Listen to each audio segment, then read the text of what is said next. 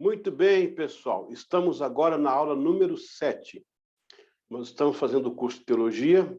Esse é o primeiro módulo, né? No caso, bloco número 1, o módulo número 1, a aula número 7.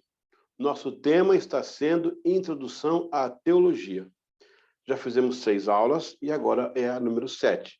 Depois dessa aula, teremos uma pequena prova para avaliar o seu conhecimento de aula.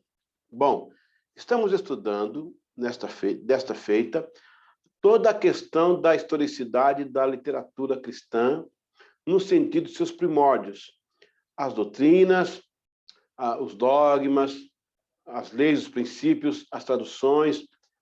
Esta matéria de hoje, Introdução à Teologia, a parte de historicidade dela vai repetir na bibliologia, de novo, com muito mais eficácia. Depois também na história do cristianismo. Então, nós não damos um assunto de tudo de uma vez. A gente prepara um assunto por vez, trabalha as bases, depois passa para outra, e assim nós vamos conseguindo o nosso objetivo.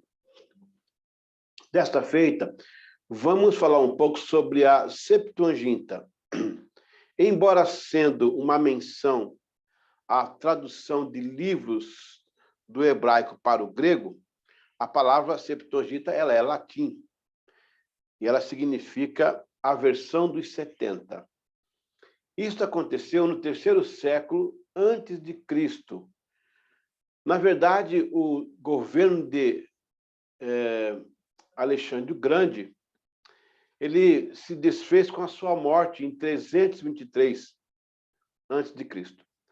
Desta vez, então, o governo dele ficou fragmentado em vários generais, entre eles os Ptolomeus, que foi uma sequência de governantes, reis, naquela parte do Egito. Uma outra parte ficou para a Síria e outras partes do mundo, como os antíocos, os siríacos, mas o nosso alvo aqui são os Ptolomeus. O Ptolomeu Filadélfio II, quando ele assumiu o trono, ele percebeu que o koiné era uma língua muito difundida. Na verdade, Alexandre o Grande foi o primeiro que fez toda essa ideia da globalização, ou seja, da questão da linguagem ser uma no mundo inteiro. Por quê? Por causa dos portos marítimos, por causa do comércio em si, os comércios, medicamentos, roupas, tapeçarias, madeira, tudo que isso vinha dos países, porque cada país tinha sua produção específica. Eram muitas línguas sendo faladas. Não havia uma organização, era difícil. Então, os fenícios já deram um passo na frente com isso aí. Mas Alexandre o Grande foi o cara que realmente fez uma coisa abrangente. E aí nasce o grego koiné. Esse grego vai ser difundido entre todo o império para facilitar o comércio, as navegações e tudo que você imaginar. Tanto é que até hoje, no vocabulário das línguas mundiais, o grego está bem presente. A mando de Ptolomeu II, Filadélfio, um homem chamado Demétrio de Faleiro, foi ele que organizou a situação com Israel. O sumo sacerdote liberou de lá 72 escribas ou eruditos para traduzir o Torá, ou a Torá, o livro das leis ou as leis. O Torá faz parte do Tanakh. Tanakh é o acrônimo das 3 primeiras letras que compõem a Torá, que são as leis, depois Nevim, que são os escritos, e Ketuvim, que são os profetas da Tanakh. A Septuaginta se concentrou na Torá. E em 72 dias, 72 escribas fizeram a tradução. Olha, não sei como, mas trabalharam muito. É muita coisa para traduzir. Segundo a história, uma carta escrita por Aristéias, lá no 3º século, no 2º século, na verdade, e depois corroborada pelo Filon. Então, esses homens da época afirmam. Flávio Josefo também, em sua obra, ele afirma essas coisas. Bom, foram 72 escribas vindo de Israel das 72 tribos. Aí nós temos uma questão para entender. Como são das tribos, se pelo menos não, as 10 tribos ou 11 tribos de Israel foram dizimadas pelas forças da Assíria. No ano 722, quando houve o exílio total deles, a Assíria exterminou o povo de Deus. Tanto é que até hoje não, até a época de Jesus era muito forte, a Samaria era tida como um local que não era pertencente ao povo de Israel, porque era muito miscigenado. Na verdade, era um processo só judeus. Como conseguiram representantes de cada tribo, não tem ideia, porque é muito difícil. Inclusive, hoje, quando alguém fala assim, eu sou descendente de judeu, eu sou da tribo de Issacar, eu sou de Zebulon, eu sou de... Não, não é. É difícil. Todos são, se há algum descendente hoje, são de judeus, de Judá. Mas as 11 tribos, não. Eles foram dizimados. Agora, se escapou alguém pela montanha corrente, escondido atrás de uma árvore, não se sabe. Essa pessoa pode dar continuidade, mas não tão forte e alusiva como os judeus.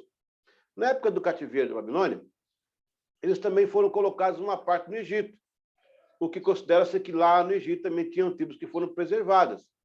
Então, é difícil você dizer, eu já fui sou da tribo tal, não é bem assim, é mais difícil. A gente considera, ok? Mas a maioria é descendente de judeu. Essa tradução dos 70 foram feitas em cubículos separados e todos eles concordaram na tradução. Não teve nenhum tipo de diferenciação. Para você ter ideia como eles consideraram nesse momento como a escritura ungida. A compilação do Torá em hebraico foi um feito que deu o nome da Septuaginta. Mas Septuaginta não é só não só equivale ao Pentateuco. Pentateuco, as leis, aliás, não só equivale ao Torá, que são as leis que também são o Pentateuco, para você entender melhor. Né? Gênesis, Êxodo, Levíticos, Número, Deuteronômio, esses livros que compõem aí a Bíblia, ok? O início lá. Gênesis, Êxodo, Levíticos, Números, Deuteronômio. Eles compõem o começo da Bíblia. Esses foram traduzidos. Na verdade, eles estavam em hebraico. Mas o povo, quando o povo veio, isso já bem antes um pouco da tradução, tá? Quando o povo veio do cativeiro, o povo falava aramaico. Porque lá no exílio babilônico, a língua oficial era aramaico. Essa geração nasceu lá. Então, eles falavam hebraico. Daí vão nascer os Targuns.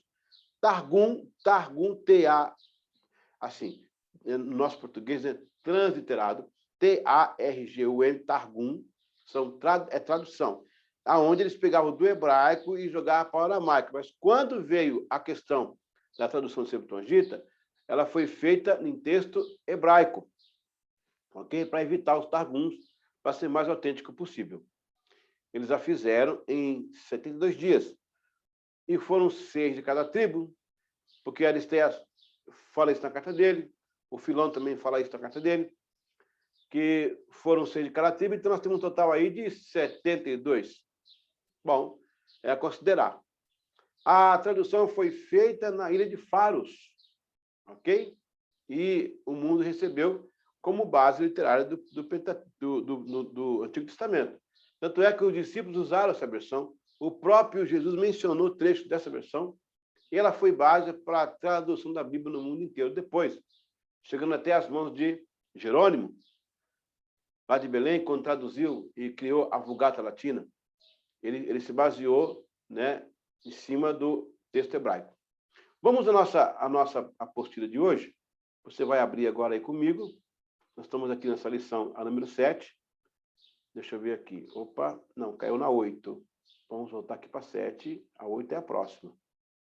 Ok. A lição número 7. Essa apostila está aí. E vamos trabalhar aí, ó, os embates da teologia em sua defesa da fé. Note que a teologia não defende Jesus nem a igreja. Eles não precisam de defesa. Mas a fé que professamos, sim. Jesus é a produção do céu. A igreja é a produção de Jesus. Não precisa de defesa. Agora, nós que pregamos e entendemos alguma coisa por fé, a gente defende a fé que um dia nos foi dada. Ok? Vamos lá. Lição número 7, bloco 1, módulo 1, introdução à teologia. O tema da aula já está sendo, né, os embates da teologia em sua defesa da fé. Heresias e suas doutrinas. O que é uma heresia? Você já parou para pensar no que é uma heresia? A gente sai apontando aquela heresia, mas qual que é o critério que a gente usa para identificar uma heresia? Olha o que fala aqui o texto que a gente vai ler. O que é uma heresia? Heresia é uma doutrina ou linha de pensamento contrária ou diferente de um credo ou sistema de um ou mais credos religiosos que pressuponha um sistema doutrinal, um credo doutrinal organizado ortodoxo. Ou seja, qualquer linha de pensamento ou afirmação que não esteja completamente satisfeita com o grupo que converge para o mesmo objetivo pode ser considerado uma heresia. E não demorou muito para a igreja sofrer esse tipo de constrangimento, não apenas dos amantes da filosofia grega, que tentaram encarar o sobrenatural sob um prisma teórico, como também o esoterismo importado do Egito, pelas conquistas romanas, o zoroastrismo também, as crenças mesopotâmicas sincretizadas por Roma, e assim não faltou comparações, as mais absurdas ao cristianismo e o seu Gênesis. Logo de início, antes do gnosticismo, veio o docetismo, cujo significado era parecer. Foi uma heresia e afirmava que Jesus Cristo era uma ilusão e que sua crucificação teria sido apenas aparente. Bom, aí nós temos essa questão da heresia, e são várias. No capítulo 8, né, aliás, na aula número 8, a próxima aula, nós vamos aproximar de umas heresias as mais difundidas, as mais faladas, que são várias, são muitas. O diabo não perdeu tempo de fazer isso, né? Ele quis todo o tempo colocar. Inclusive, hoje surgem outras novas, né? Por aí. Vamos aqui trabalhar essa peça. Então, a heresia, ela pode ser uma doutrina, mas se ela estiver fora de um grupo, de um credo que prega outra coisa diferente, então ela é considerada como uma heresia, por não pertencer àquele grupo de pensamento. Como também, quem é daquele outro grupo de pensamento pode nos chamar de herege. Isso aí depende do ponto de vista de quem está vendo. Daqui para lá pode ser uma heresia, e eu posso ser uma doutrina. Mas de lá para cá eu posso ser heresia, eles podem ser doutrina. Então, em se tratando do nosso caso, como cristãos que somos, tudo que sai fora da palavra de Deus, a gente considera como uma heresia. Ou seja, qualquer linha de pensamento ou afirmação que não esteja completamente satisfeito com o grupo que converge para o mesmo objetivo, tá vendo? Para o mesmo objetivo. E não demorou muito para a igreja sofrer esse tipo de constrangimento. Não apenas os amantes da filosofia grega. Por quê? Porque o pessoal achava que o grego era tudo, né? Que o grego tinha resposta para tudo, que o grego era tratado normal. E, na verdade, a Bíblia veio para combater algumas coisas gregas. O grego foi bom, gente, na base literária, para difundir o evangelho e como uma linguagem mundial. Não que ele tivesse em si, o evangelho veio dele, ou que ele explica o evangelho.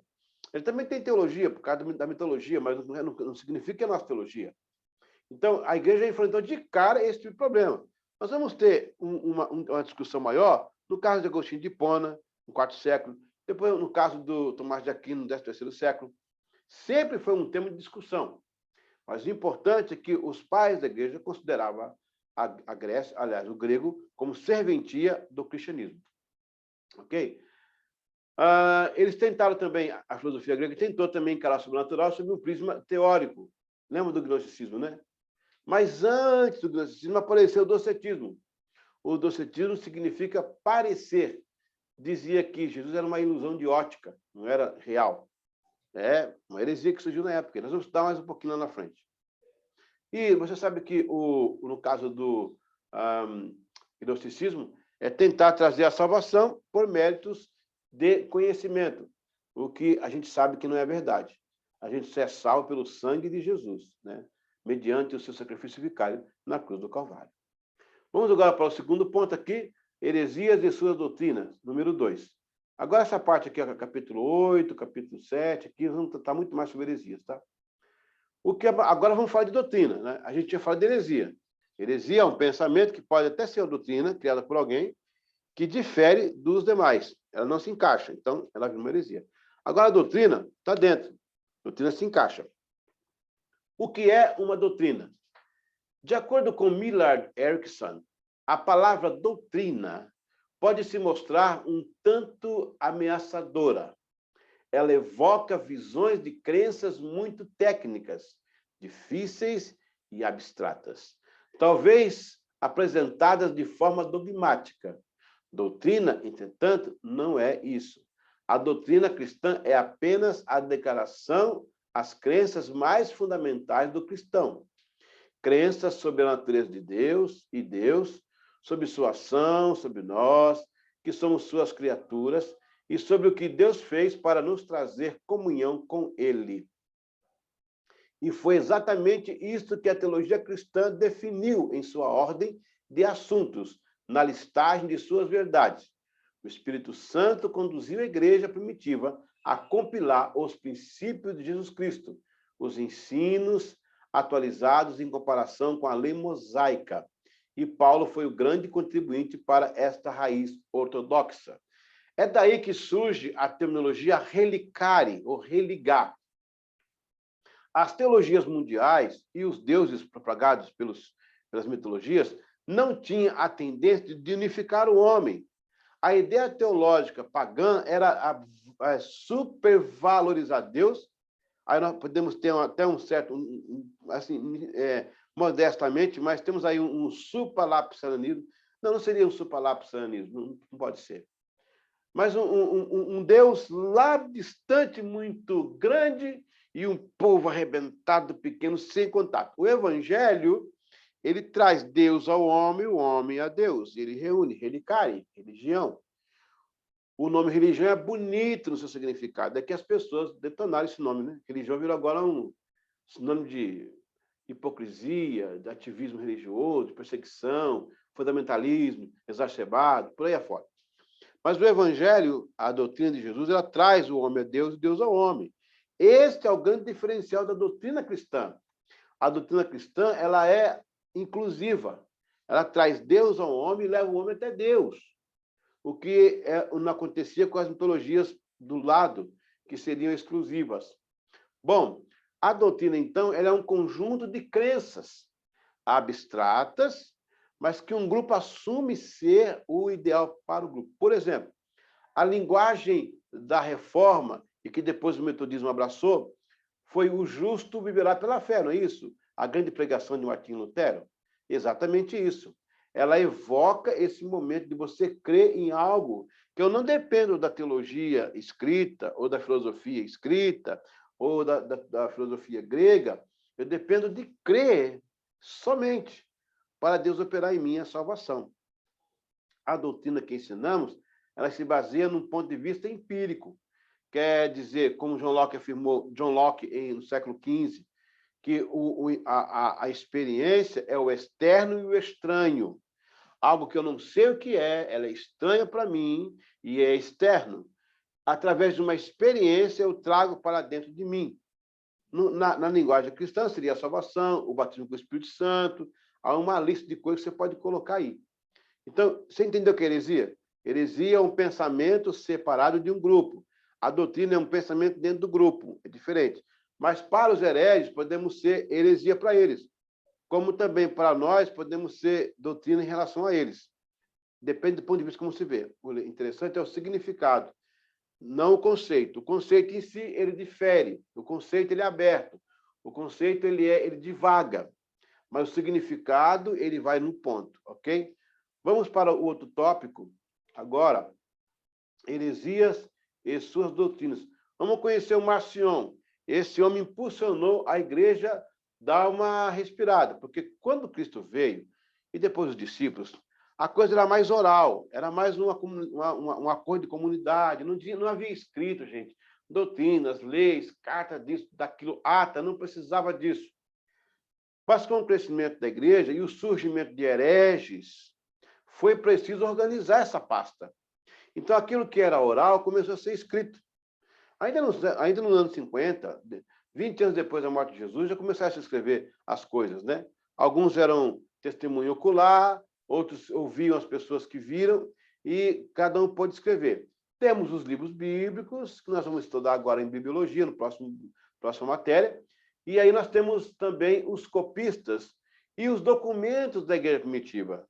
Muitos documentos foram produzidos pelos pais da igreja, os pais apostólicos, os patrísticos, né? Que vamos estudar ainda o texto Receptus, as memórias dos discípulos, né? Dos apóstolos, o próprio Didaquê, os lecionários, e aí vai. O leque é muito grande. Um dos primeiros a questionar a teologia cristã, mesmo se dizendo cristão, foi Marcion, 95 a 165. Era um grande comerciante em navegação, rico e abastado. Veio para o cristianismo, mas devido à sua mente de negócios aguçada, enveredou por um caminho solo e apartado da igreja primitiva. Suas ideias lhe renderam a expulsão da comunidade cristã em 144, e com isso criou seu próprio grupo de seguidores. Ele foi um entrave no início da igreja cristã, assumindo o gnosticismo, chegou a despertar a defesa da igreja por Tertuliano e Epifânio. Ele provocou, né, com que Tertuliano e Epifânio fossem defender a igreja. Ele excluiu, olha só, ele assumiu o gnosticismo, ele excluiu o Antigo Testamento, foi ele que atribuiu pejorativamente o termo velho. Então, procure não dizer Velho Testamento, é um fruto de uma zombaria, o Antigo Testamento, ok? Rejeitou Deus, dizendo que não era o mesmo Deus do Novo Testamento. Disse que Jesus era apenas uma emanação e compilou o seu primeiro cânon. Então, as heresias de Marcion se fundamentavam em 4 momentos. Não falo nem princípio, que não é princípio. Ele assumiu o gnosticismo, que era a salvação pelo conhecimento.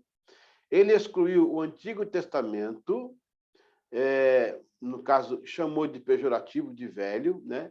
Rejeitou o Deus do Antigo Testamento, dizendo que era um Deus carrasco, um Deus punitivo, e o Novo Testamento era um Deus de amor, então era outro Deus. E ele, então, ele compilou o seu próximo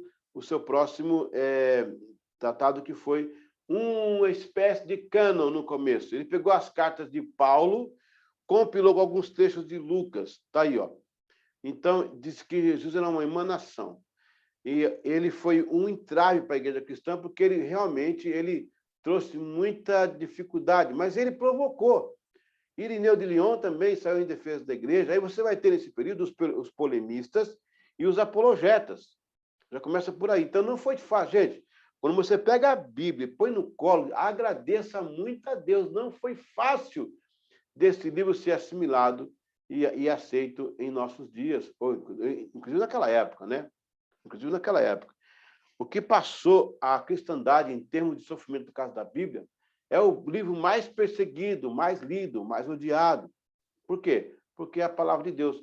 Para nós, ele não contém a palavra de Deus, ele é a palavra de Deus. Um livro escrito em 1.600 anos, por 40 autores diferentes. Olha, é interessante. Vamos ao último ponto da nossa apostila aí. Heresias e suas doutrinas, no ponto 4. Vamos falar sobre gnosticismo. No grego, gnosis significa conhecimento. Esse segmento defendia a ideia que a salvação poderia ser alcançada pelo saber. Acreditavam que eram superiores aos cristãos. Era uma mistura de ideias pagãs que possuíam práticas esotéricas oriundas do Egito, Babilônia, povos da Mesopotâmia, Síria, Grécia. Irineu, Tertuliano e Hipólito, todos os patrísticos, combateram veementemente essa falsa doutrina. Mesmo nos dias de hoje, em que esse movimento é quase inexistente, ainda há pesquisa a respeito, pois foi descoberta a biblioteca de Nag Hammadi. Muito bem, há documentos fartos sobre a participação do gnosis dentro da vida cristã.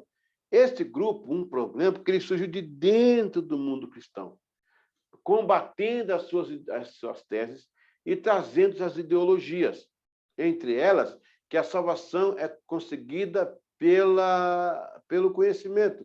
o que não é verdade. Jesus disse, eu sou a porta. Ninguém vem ao Pai a não ser por mim. O tempo todo, eu sou a verdade, eu sou o caminho, a verdade, a vida. Ninguém vai ao Pai a não ser por mim. Ou seja, Jesus exclui na sua volta todo tipo de situação que venha desfechar um golpe ao cristianismo e ao seu objetivo. Qual que é o objetivo do cristianismo? Trazer salvação aos povos através da palavra de Cristo. Cristo que morreu na cruz do Calvário para remir os nossos pecados. Onde temos que nos arrepender e confessar para receber a salvação e estabelecer um processo de crescimento pela santificação. Então, a gente já começa a perceber que lá no começo já havia este problema de hoje, que está na internet. O que não falta na internet são gnoses. Pessoas que defendem suas teses, nem usam mais a Bíblia, acham a Bíblia obsoleta, esse que é o pior, e se acham donos da verdade, quando, no entanto, não são donos nem de si mesmos, quanto mais da verdade. Bom, a igreja vai receber influência de vários povos. Por quê? No início da igreja, os apóstolos, os patrícios, defenderam com unhas e dentes.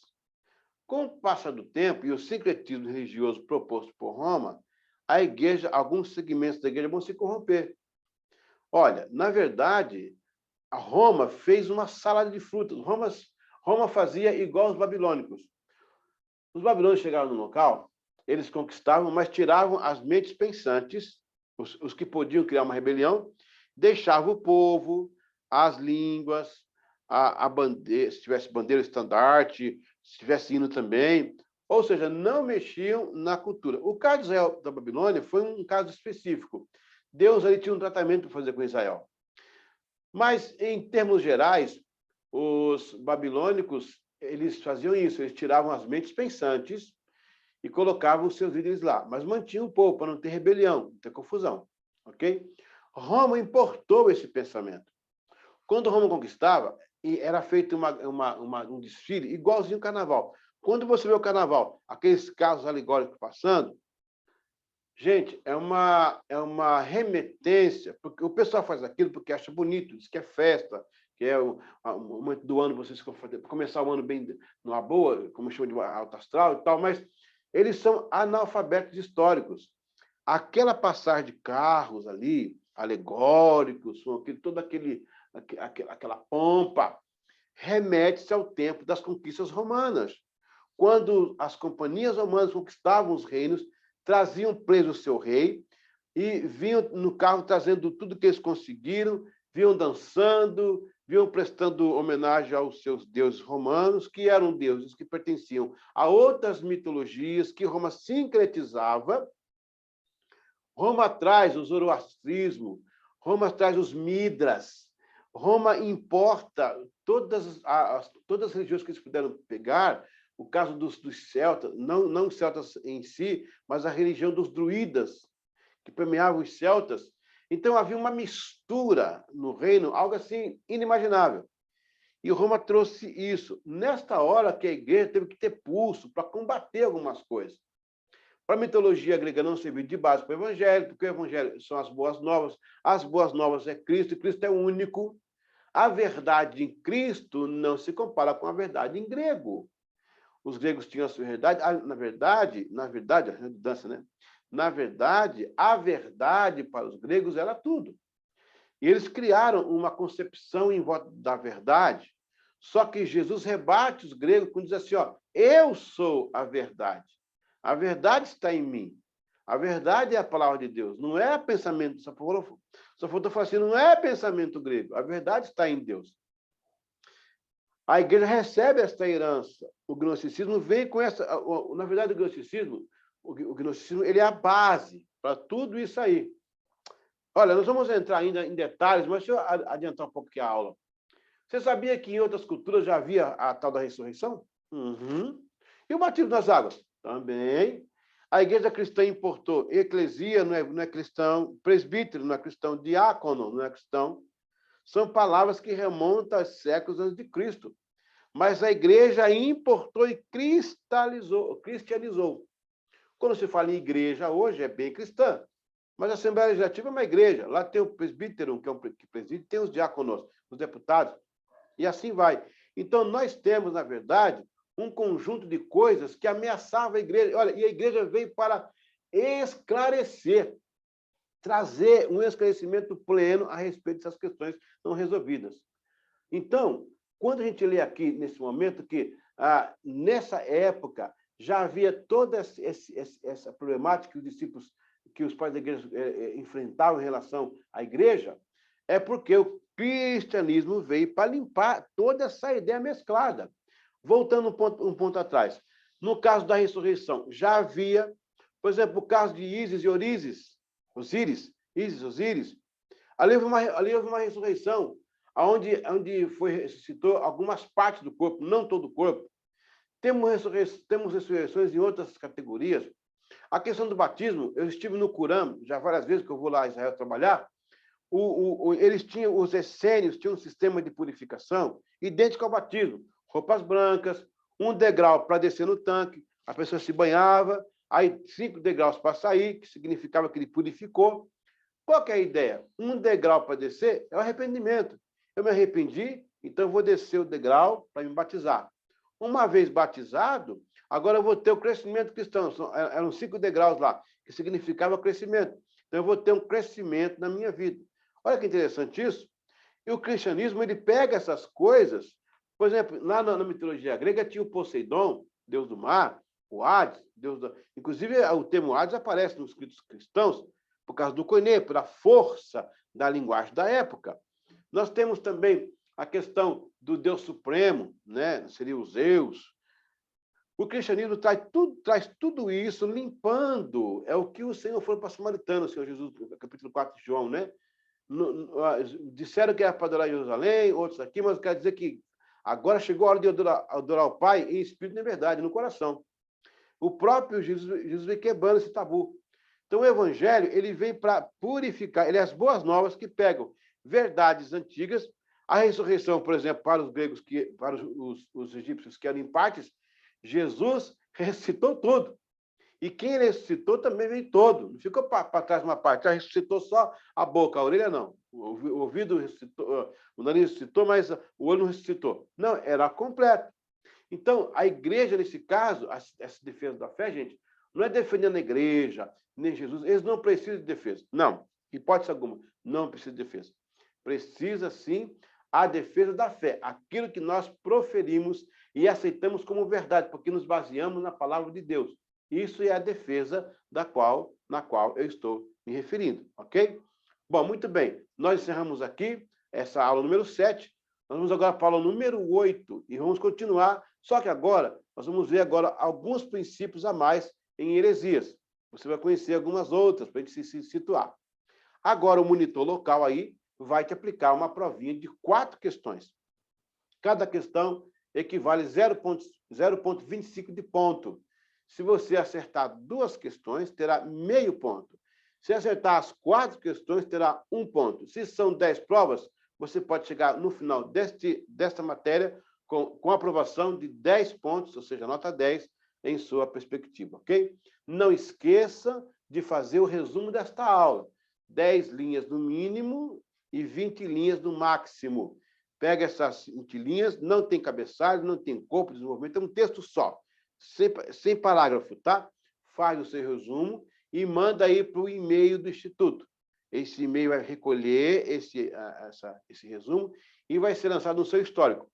Quando você entrega o resumo, a instituição entendeu que você teve 2 horas para ler, pesquisar a respeito, e teve 2 horas para você fazer um resumo.